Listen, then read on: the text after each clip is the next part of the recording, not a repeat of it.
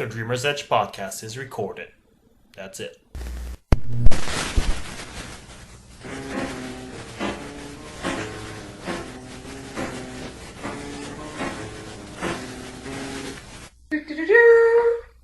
I'm still keeping that. Hi everyone, I'm Dimitri, webmaster of thedreamersedge.com. I'm Bill, I'm a computer engineer. And I'm Chasm, an English editor with Deluxe Digital Studios. Well, concluding our Couch Potato Week, we're going to look at the remaining days of the week where studios and networks pretty much dump the shows that they don't care about because nobody watches TV during the weekend. Yeah. What you're going to get is basically a blurb on a lot of the new programs coming out and how that affects the overall programming of the network. And yeah, it's basically a little bit of insight to help you figure out whether or not you want to tune in or not. And we're also going to wrap up the entire series as well as give you a little bit of electric boogaloo love. We're going to start with something that I like to call show and tell, and Bill likes to call it that thing that we do. Okay, so continuing in my tradition of recommending shows that got cancelled too early, I will recommend Terminator Salvation, which just got cancelled this season. Well, actually, Sarah Connor's got cancelled, and Salvation was great. Yeah, I got rid of the movie. It was an awesome show while it lasted. It got cancelled after 2 seasons because apparently I like shows that no one watch. Yeah, that's an excellent point. A lot of people who are fans of the show, all 6 of them, have been going like, oh, Fox is evil. And it's like, no, Fox has been remarkably patient with a show that absolutely no one watches. But it's a terrific show. I love Lena Headey and Summer Glau. Summer Glau plays a Terminator robot protecting John and Sarah. Wonderful character development in this series. I mean, when you have a robot with character development, that's when you know that it's well done, you know? Absolutely. And Lena Headey really embodies Sarah Connor well. It's such a difficult role to take after Linda Hamilton. And she does a terrific job. After a couple of episodes, you completely entirely forget. Believable. Yeah, I mean, she does an awesome Sarah Connor. I mean, once again, all the actors in this are good. And they have some that come in and out. I mean, that die. I won't say who. Yeah, let's not. But it's not John. Or Sarah. But yes, I mean, the actors come in and out, and all of them are good. Yeah. And they add to the story, and you never know what's coming, really, but in a good way. Talking to the actors, I just want to emphasize just how great I forgot his name, which is too bad, but the actor who plays John Connor is amazing. Because he plays a teenager who's a teenager, and yet you can see the leadership in him, but he's still a kid. It must be really difficult to play that. You recognize budding leadership. Yeah. You know? I mean, he's not quite there yet, but you can understand how he would become John Connor, leader of the human future. You know? Yeah. And he doesn't do it because he has cool lines, which he does, but he does it with looks and slight inflections. It's a great performance. And also, well, we talked about Terminator Salvation by accident. Yes. And it kind of leads to the thing. It's like there's 2 types of fans of Terminator. People who see it as this big action adventure about robots taking over the world with time travel elements in it from the first and second movie. And third one, actually. Then there's the fans who see Terminator as this kind of time travel human drama with action elements and action horror elements in it. Like the first one is kind of more horror than action almost. And the third and fourth movie in the series really take it from it's a story about robots, action, action, action. And the TV show is for the fans who saw it as this character drama about time travel. And it really takes it completely in that direction. And if you saw Terminator that way and you didn't like the last 2 sequels, you're going to love the series.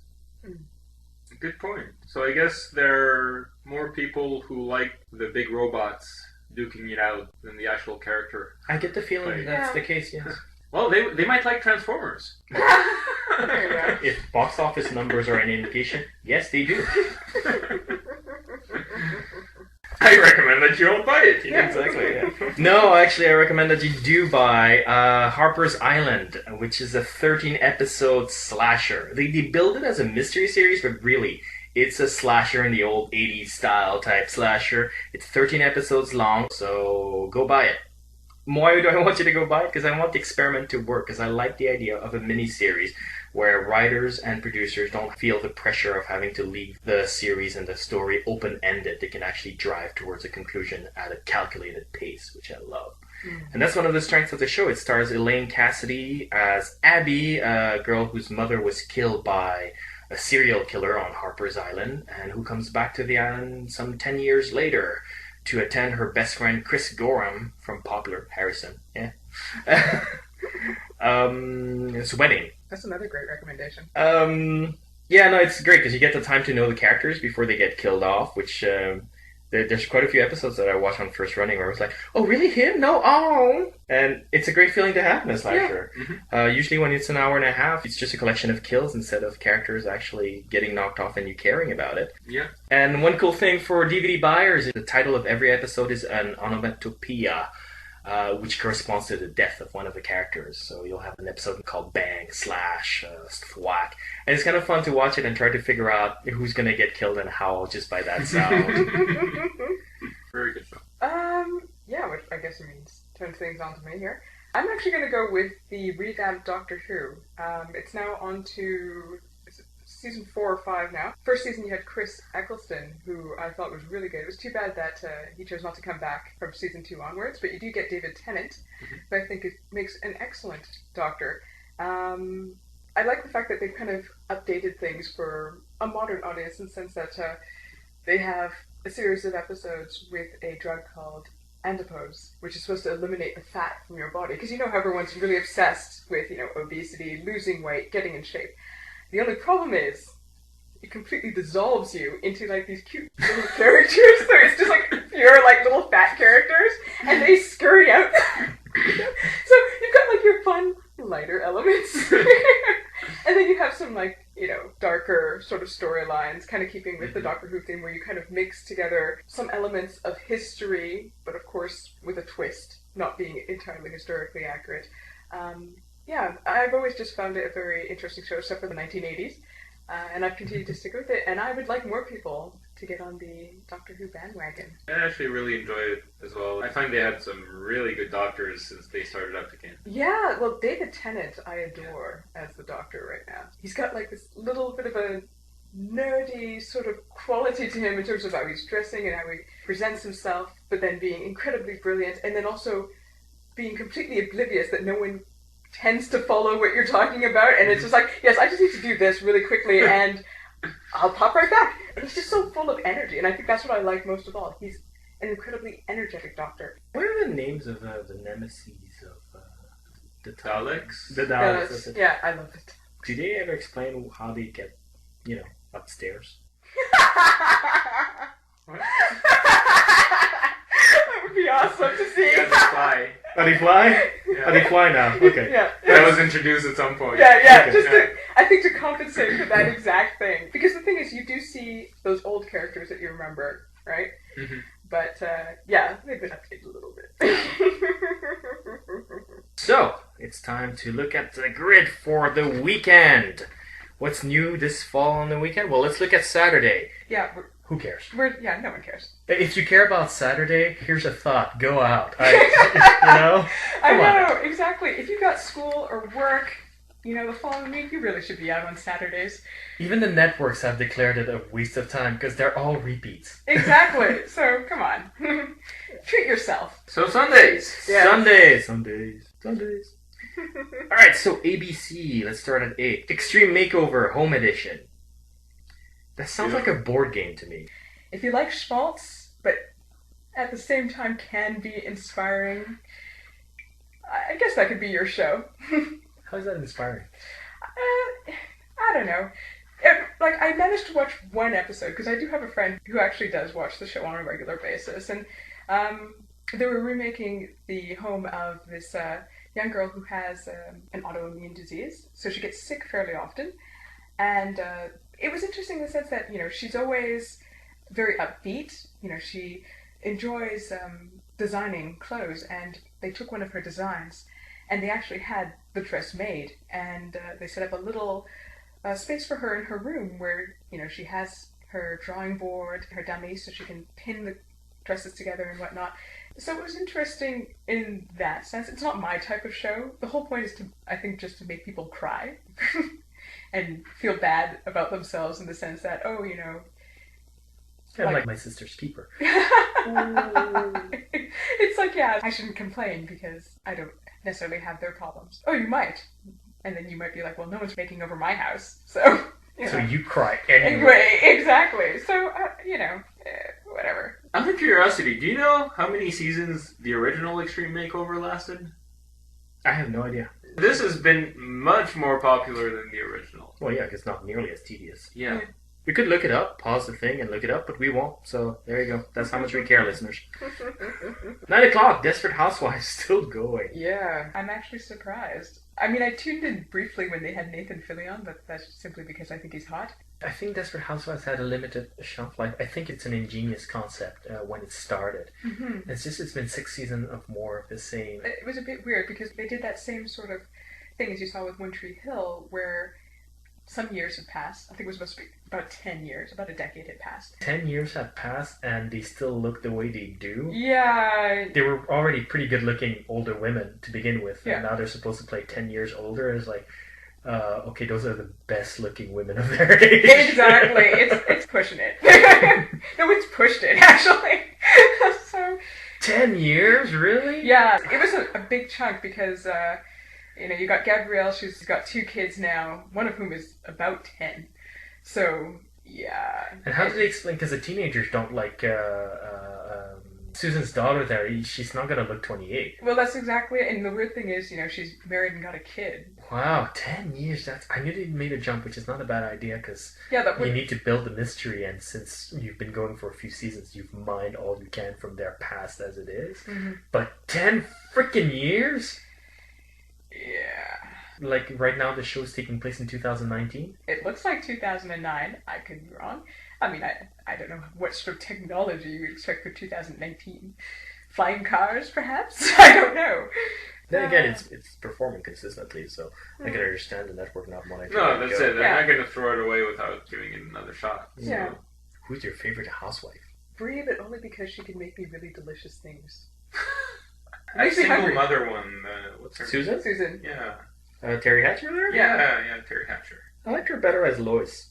Yeah. Now I'm a Brie guy as well. Mm-hmm. She's completely OCD. I like that about Oh, her. yeah, it's true. And moving on, Brothers and Sisters at 10 on ABC. This is a show I think your mum would probably enjoy, or your mums out there. I know my mum does. It's not my thing. It appeals, I think, more to the baby boomer generation. Yeah. Oh, yeah, I mean, Yes, we might not be the target audience, so it's... Yeah, exactly. I'm sure it's doing well among those who watch it.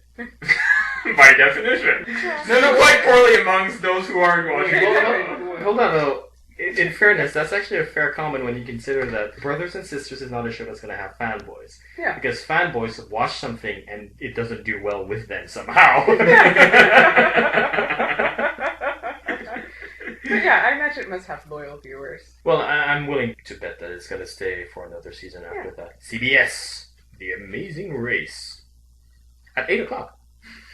Season 15, oh wow. I know, that came as a bit of a shock to me. I didn't realize that reality TV was such an old phenomenon. Yeah. Yeah. We're just that old. Mind you, I haven't watched it in ages. I think I watched maybe a little bit of the first and second seasons. If you tune in, you might see something interesting going on, because, they always have the challenges. So those can be kind of fun. I remember... You get to travel vicariously as well. Exactly. Although sometimes I get a little upset with some of the participants who complain that no one speaks English. And I'm like, well, you're in Swaziland. Did you really expect people to speak English? Yes. Apparently so. American. I expected them to speak American. That's right. Must be fun to participate, but I've gotten tired of watching it. Yeah, it's not something I would watch, but I imagine if I were there, it would probably be fun. Yeah, no, I It must love be a blast to do. I mean, that was- unfortunately you have to be American. I actually checked it out. Yeah, no, me too. At 9 o'clock they've got a new show called 3 Rivers, which, if I recall correctly, is another medical drama.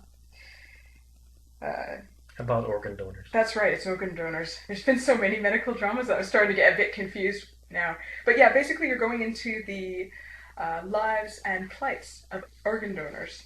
Being on the list, waiting, the worry. This has a limited shelf life, if ever. Exactly. I see it becoming very tiresome after a while. Because it's going to be the same dilemmas over and over again. How Yeah. do you sustain that for more than maybe 10 episodes tops? Where does the Three Rivers come from? I don't I have know. no idea. I'm not even sure if it's the name of the town or anything. Right next to One Tree Hill, there's Yeah. 3 Rivers. Exactly. It could be the name of the hospital. Yeah. Could be. But yeah. So now it's like, ooh, is it going to be heart, liver, lung? Yeah. I mean, I suppose you could have like the story. It's like, our child has died, and this other person needs a heart. Should we? Or I guess you could do that a few times. Or they could just do like a horror episode where the organ is rejected and it just leaps out of someone's chest. Starts running around the room. It'll make a great sweeps episode. Yeah, exactly. 10 o'clock. Cold Case on CBS. I didn't realize that Cold Case was still on the air. I also thought it was cancelled, but it's continuing on. It's a good Bruckheimer show. It's actually one of his better crime dramas. Yeah. So sad. Yeah. It's one of the most depressing shows ever. It is. No, but you know what? It seems like it's holding its place. Yeah, and well deserved. It's a well written show. Yeah. And well produced. Actually, the production is pretty good. Mm-hmm. Also, I have to admit, one of the things I do like is because usually these are crimes that are, maybe as much as several decades in the past. The music that they have to accompany it's one of the things I love about it, because it'll sometimes remind me of things that I haven't listened to in a while, or introduce me to something like, oh, I kind of like that. I'm going to look that up. So it's kind of fun. Absolutely, it's quite striking every time. Yeah. Mm-hmm. It really helps set, the tone of the episode as well. But yeah, 7 seasons. I'd love to see a Bruckheimer crime drama crossover, whereas like it starts off on CSI where they can't solve the crime, so it falls in the hands of the amateurs, and they can't solve it either, so it becomes a cold case. I'd love to see that. That's brilliant. But that means CSI would have to not solve the case. Yeah. Yeah. That would be a first. Well, Grisham's not around anymore. Yeah. And then they realize that whoever got murdered way back when was pregnant, and they have a child, and David Caruso has to save him. NBC at 8. Yeah, 8. Well, technically 8:15. Whatever. It's Sunday Night Football. What did you expect NBC would show on Sunday nights? Hey, you're a football fan. That's what you're gonna watch. Exactly. So. All right, let's move on to Fox. Yeah. Okay, it's animation domination over at Fox, or let's see how much Seth MacFarlane you can take before I vomit. This was part of their concept. They wanted to do the animation thing for Sunday nights, and that has been working well for them. To a certain degree, I understand the idea of putting this sort of comedy sitcoms there, because obviously continuity is light on these shows. Mm-hmm. And since Fox has the NFL, Mm-hmm. a lot of times what happens is the show overtakes the slots, from especially the 8 o'clock slots. Because some people will tune back in, next week if they're not into football. Yeah. Plus, football fans usually will like The Simpsons. Exactly. And it's good, light Sunday fare, help you kind of unwind or relax before Well, if it's the end of the weekend, how much do you need to unwind? Well, I'm thinking, it's a good distraction from the fact that you have to work the next day. I guess so. Yeah. I mean, that's usually how I've always taken it. So, 8 o'clock, The Simpsons, all reliable on its 21st season with a new opening. Yeah, which Really? I enjoyed. Yeah. Haven't you seen it? No, It's quite I fun. haven't. Yes. Sandwiching the Cleveland Show with Family Guy at 9. So 8:30 Cleveland Show and 9 Family Guy is what I mean to say. Alright, the Cleveland Show. Bit of a weird move to have a spin-off of a character that I wouldn't consider one of the more popular characters from the Family Guy. It's kind of like that humor is already getting tiresome. Mm-hmm.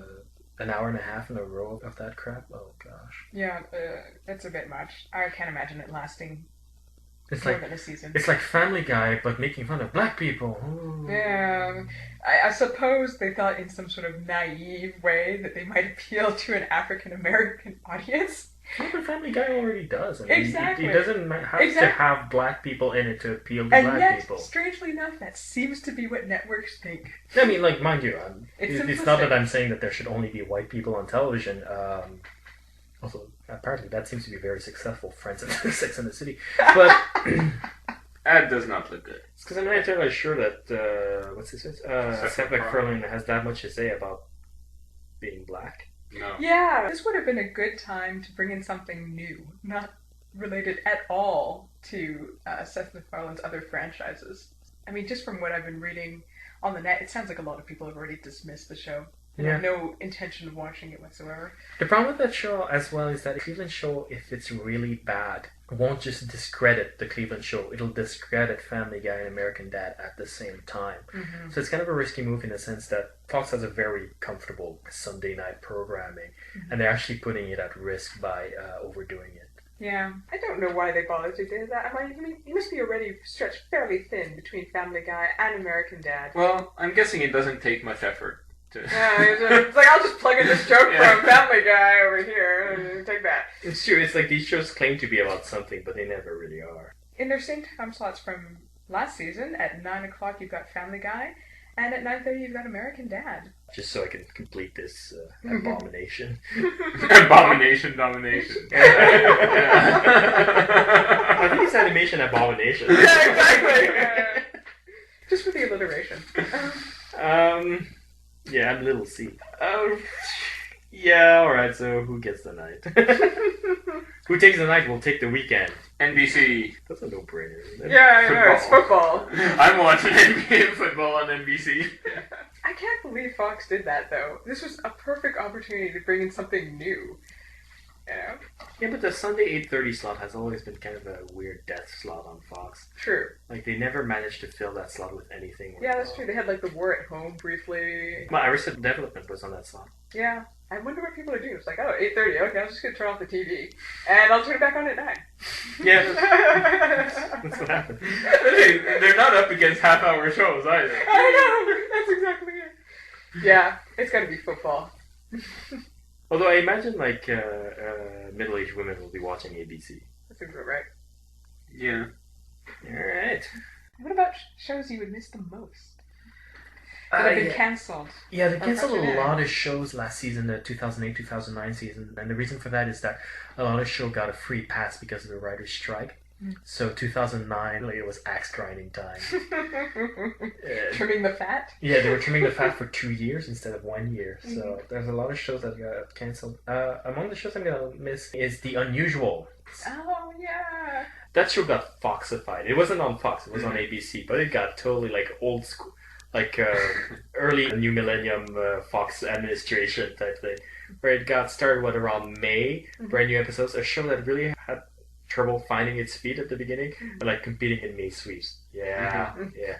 And then it got cancelled right in May as well. It's like that show never got a chance in the world. It was so funny. It was a comedy about cops who take the weird cases. And then one of the running jokes I love is that the lady who handles dispatch is clearly insane. She would say things like, a man dressed as Panda held up a liquor store. Suspect is considered armed and adorable. Actually, what I liked about it is that you could never really place the time period. I mean, the sense is that it is contemporary, but the clothing, just the way they handle themselves, even the way they talk to each other, it still had a very 70s sort of vibe, which I really dug, actually. Yeah, no, they're all cops who've watched way too many cop shows. Yeah, exactly. So they even have, you got the guys with, the stash and everything. It's awesome. Yeah. And also, it was a good vehicle for Amber Tamblyn, who I think is a great comedian who hasn't really found it really a project since Joan of Arc. Yeah. Well, maybe she'll devote more time to film. We'll see. Yeah. Is that it for you in terms of... Yeah. How about you? What cancelled show from last year is going to miss the most? Terminator. Yeah. Life, not because it was necessarily a very good show, but I liked Damian Lewis, his character of Detective Cruz. I just thought it was interesting, kind of that pull between these kind of Zen Buddhist precepts that he kind of adopted when his life kind of went awry, and then having this very strong pull towards seeking revenge and retribution, and just seeing him tread this fine line between the two. I'm going to miss that. Yeah? Yeah. I would miss that too. I have actually never watched Life. Yeah. But on the subject of cancelled shows, there's another one that we probably should have mentioned. Knight Rider got cancelled. Okay, that did not at all come to a surprise me. I mean, one, I didn't expect them to garner an audience, maybe briefly out of nostalgia, Even then. but then even then, it was just basically a giant car commercial. Yeah, it was actually the guy who does the voice of Kit actually. Val Kilmer. Yeah, that's right. But the original Kit actually moved on to do commercials for Ford. So, an interesting parallel.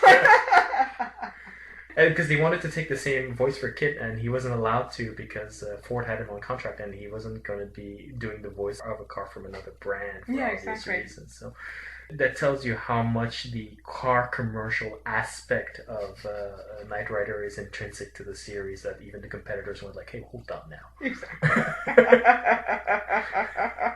And it's true. That's really what it was. Which leads us to the Electric Boogaloo Factory. Okay, so the Electric Boogaloo Factory is where we take a television series or film that doesn't really deserve a sequel and we create our own. I've heard recently that they are planning a Knight Rider movie, Yeah. and so let's try to come up with a concept before they do. I don't think we can come up with a concept that will be as bad as the movie. Oh, I think I can. I can't, because I hate this stupid franchise. I hate everything about it, from the stupid eco-unfriendly concept to the openly homophobic Hasselhoff. I hate everything about it. A man and his car. Oh, ugh. So I decided to follow the recent TV revival trend of just, like, Land of the Lost, Charlie's Angels, Dukes of Hazzard. Go retro. Use the name, but not necessarily follow their premise. Exactly. So I decided to dump the whole concept, just keep the title, and make it medieval porn. But I'm guessing you have a more elaborate concept in mind? Only slightly. Well, I was kind of torn. Part of me was like, I want to go with a death or a marriage. I was like, let's see, Knight Rider movie, Kit's Last Ride, or kind of like a... Kit gets married? It just occurred to me that Kit is a black car, right? Yes. Yeah. So he should be going to just got married and then he dies. That's right. He was one day away from retirement. Yeah, well, I went in the marriage direction-ish. More like dating, actually. Kit has gotten to a point where he's tired of Michael having all the glory. And this Michael is going to be Hoff again, because I must have him back for the film. I demand that. So, he's put his chassis on the line for Michael more than once. And he's getting tired of sitting on the sidelines while Michael gets all the action as he charms the ladies for some bizarre reason, as well as saves them. And so Kit decides, it's time. It's his time, to get... Hoff probably did it in the back of Kit. Michael, Michael, this is making me very uncomfortable. Michael. So, he decides he's going to hit the Las Vegas club scene with Knight as his drunken wingman. Gotta be. I can't imagine Hoff being wingman to anyone. It's going to be a stretch for him. I know. I'm asking a lot of him as an actor. And, basically, we're going to follow Kit as he tries every trick in the book to find that one special lady who will let him under her hood. I'm just trying to imagine this gigantic car parked in a club. And then, of course, there'll be, the female car. She's like, wait, you don't like your own can? She's like... Played by RC from the Autobots. So we'll see you all in 2 weeks. It'll be October, which means Halloween month at thedreamers.com.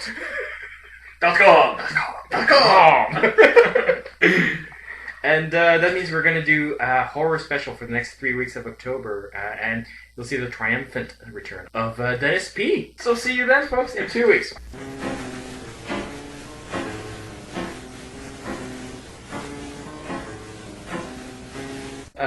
What? What'd you say? What?